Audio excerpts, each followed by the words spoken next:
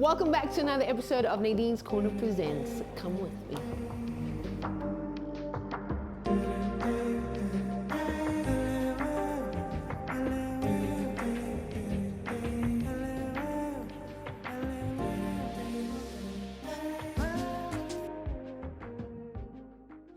Welcome back to another episode of Nadine's Corner Presents. Cape Town, we're in your city again.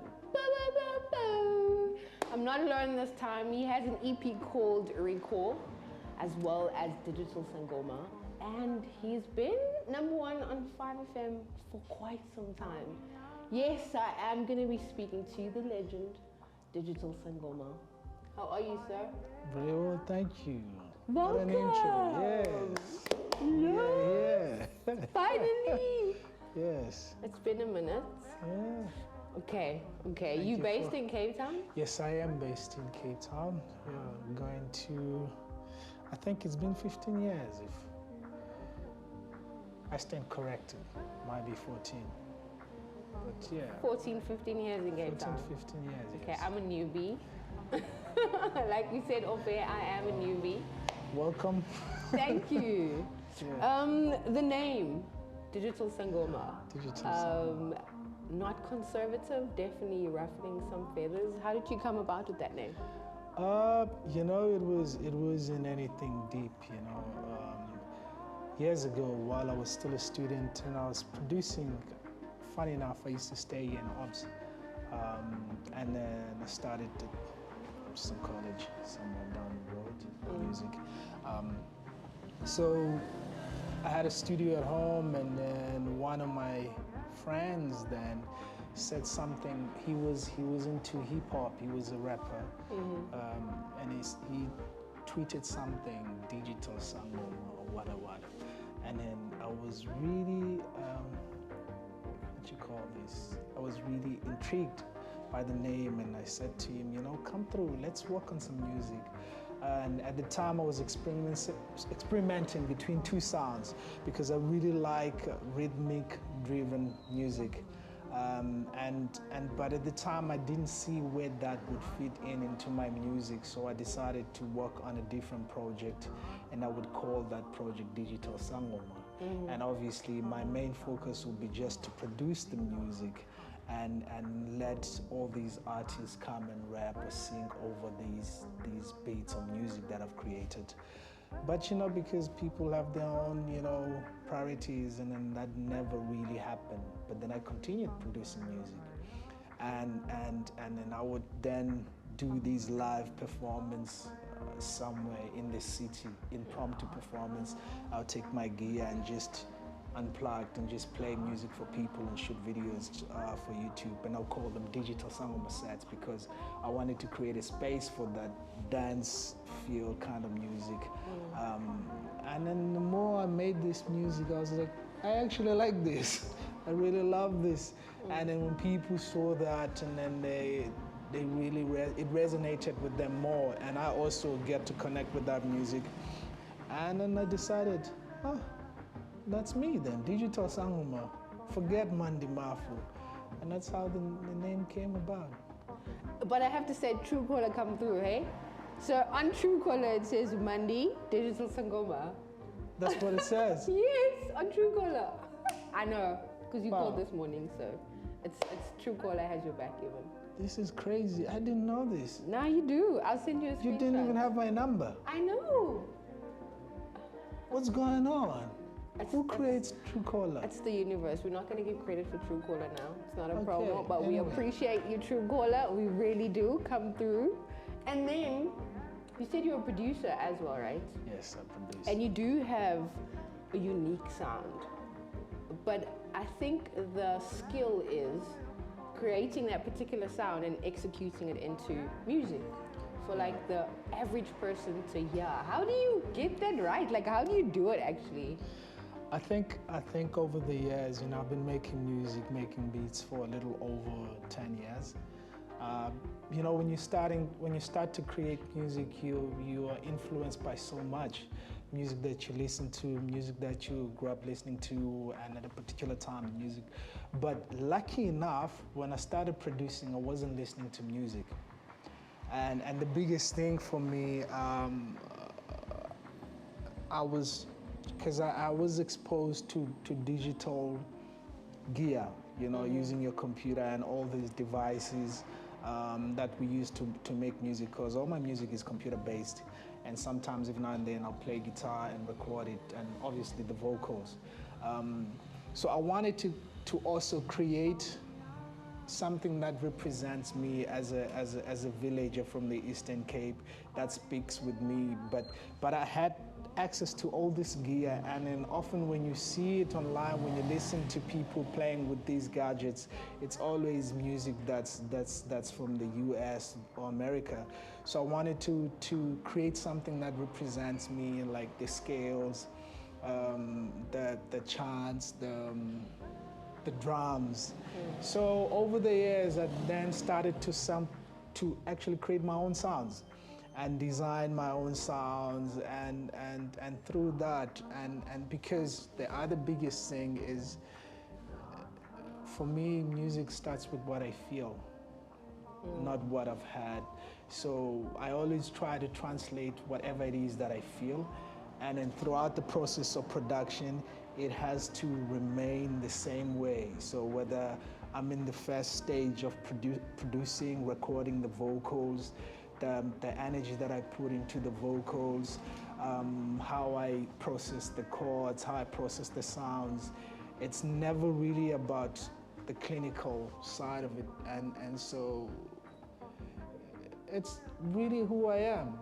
What you hear is really like who I am. Obviously, there's influences that I came across over the years, because I love music from West Africa, and I'm a South African. And growing up in the Eastern Cape, there's all these traditional ceremonies that would take place, like a boy going up the mountain, and then those chants, those rhythmic, those drums, and that's what also drives my music, because it's like you're in a moving train. That's what somebody says. And then I realized, actually, this is the case. And this is because it's like what I feel here, that's what I want to hear, Yeah.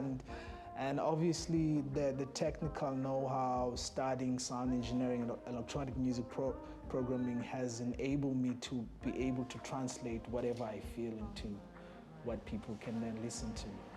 So it transcends through the sound, and we meet you to the music, right? You said it right. Love it. Yes. No, I've been listening to your music.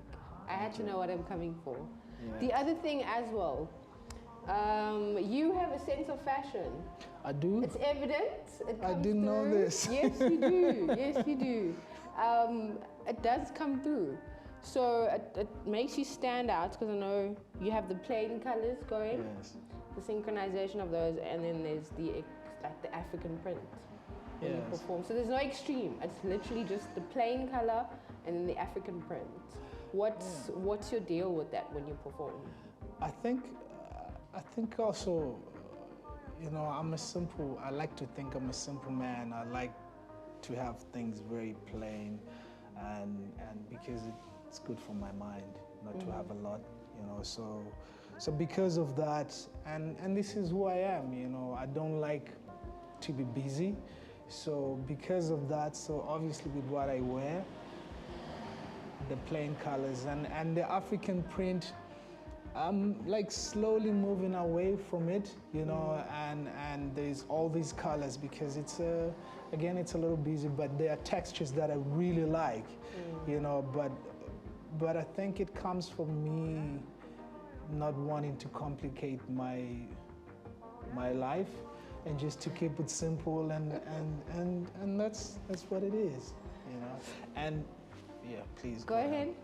No, and then luckily enough, I have some good friends, Made in Africa label, that then make my clothes, which is, the space where we are. So I collaborate with them for each and every record that we release. So they do a piece for me. So all the outfits that you see, they make them, including these pants. I will definitely come back here for fashion next time. You should. And let's speak Ndiyabulela. It hit 5FM twice. Number one. Let's just stamp it there. Number one, guys. Number one. Yes. Okay. Wait, point of correction. Was it Diabulela was number 1 on 5? I haven't listened to radio. It Maybe was you on have. 5. You literally had a video on your Instagram saying number 1. Oh yeah, that wasn't Diabulela. That was another track. Another track, guys, but it was number 1. That on was 5 another FM, track. okay? That was number 1. Which song was this? I think it was Indudu Muzehlobo. Was number 1 for 7 weeks. 7 weeks? Yes. The one before that was number 1 for 5 weeks. Come on. And the one before that was number 1 for how many? 6 weeks. And the one before that was number 1 for 3 weeks. And the one before that was number 1 for 2 weeks. And the first one was how many weeks? I think it was 3 weeks. It was 3 weeks on the charts and number 1 for 3 weeks. The flex. The flex. It's not a. Come through. You know, it's like Love it. Tell us, how does that feel? I mean, you know, I think, how does it feel? It's exciting. It, you know, it just goes to show that when you do what comes from your heart, because I believe that as an artist myself, my role is to actually create what I feel and translate it into what people then listen to. But the biggest thing for me is to make sure that I'm happy with what I release to the world. So how people receive it, it's good when you get all these number ones of people picking up on the music. But the minute I release music, I'm happy with it, you know. So it adds. It's something that really adds, but I don't really focus too much on it. But I do that because it helps with the marketing. It helps with creating the music and reaching as many people as I can, because obviously that's what I want. You know, I want the music to be heard by so many people. But yeah, it just means that I'm doing something right. You definitely are. And then to the guys that actually look up to you, you know, what do you have to say to them? I think if you're an artist of any kind, the biggest thing is to create a sense of stability and security in many ways. That, you know, I think financial stability is the one thing that's very important, because then when you start your journey as an artist, you don't create from a point of trying to survive for your living, trying to survive to pay your expenses, because then you can really develop your voice, whether you are a painter, whether you're a musician or fashion designer. But the minute you think of it as a way of surviving and making money, then the magic disappears, because then you can never really find your own voice, I think, because then you're gonna be thinking, oh, maybe I should do this because this is gonna then feed me, then I can pay my rent, which most people do. You know, we do music for different reasons. It's also a question that you have to ask yourself: why am I doing this? You know, do I want to be sustainable for 20, 10 years, 100 years after I'm gone, or do I want to just make quick cash and just go and do something else? So it depends on you as an artist. So I can't really say I haven't. But for someone who really wants to have longevity and who's playing a long game, then you need to find something that can actually take care of your what you call it, adulting or whatever, or your expenses. Then you're not making music for money. So, and also invest in yourself. It's important to invest in yourself. What I mean is that if it's something you want to do, learn as much as you can about it, and also learn as much as you can about the business side of it, and also work with people. You know, because you can work alone, but also investing in yourself and understanding what you're getting into, whether it's the skill set, whether it's the business side. And when you start to work with people, then you really know what to expect from them. You're not just sitting there and be like, okay, I'm just waiting for the hand of God. Then you're really actioning your goals. I guess that's what I can say. And then collaborations. I know we have a few months left of this year. You know, for the past 1.5. My focus now is to really establish a footprint as myself, as an artist, not be known for what I do and for my sound. And collaborations, there have been opportunities for me to collaborate with incredible artists, but I just want to focus on myself, because what I found with that is that it can really take you away from what you're trying to create, because I never want to be pulled or to be dragged. I have goals for my music and for my career, and then with that, it means that I have to be very selective, and in terms of the people that I have around and people I collaborate with, but also my intention. Also, I stick to what I want to do and want to accomplish. But also, I'm playing a long game, I guess. So because of that, and I have like a 2-year plan. That's like obviously after that it's so. But if it comes, I'll look at it and see if it's worth. Is it in alignment with my goals? Are we going the same direction? And then why not? So basically, it's a possibility, but not a confirmation for collaborations. Yeah, it's possible. Okay. It's possible. I do. Yeah, it's possible, but not. Yes. Your social media handles, where do we find you? How do we get a hold of you? How do we book you, if we want to? If you want to book me, you can send an email at bookings@digitalsangoma.com. And I'm in all social platforms, your Instagram, Twitter, Facebook, YouTube, and yeah, so if you want to talk, send me a DM like you did. He replies to DMs, So guys. I do. So I'm always keen to talk to people and work, because my mission is to get my music to as many people as I can, and just to create more music and yeah.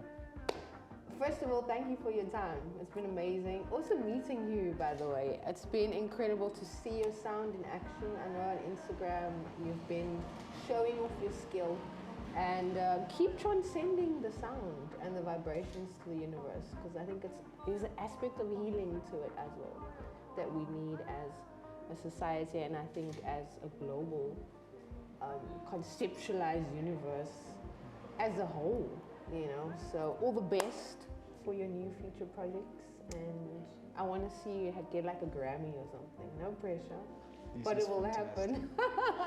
That's a wrap, guys. From me, Nadine Ellie, I am out. Catch you on the next episode of Nadine's Corner Presents. Goodbye, and God bless.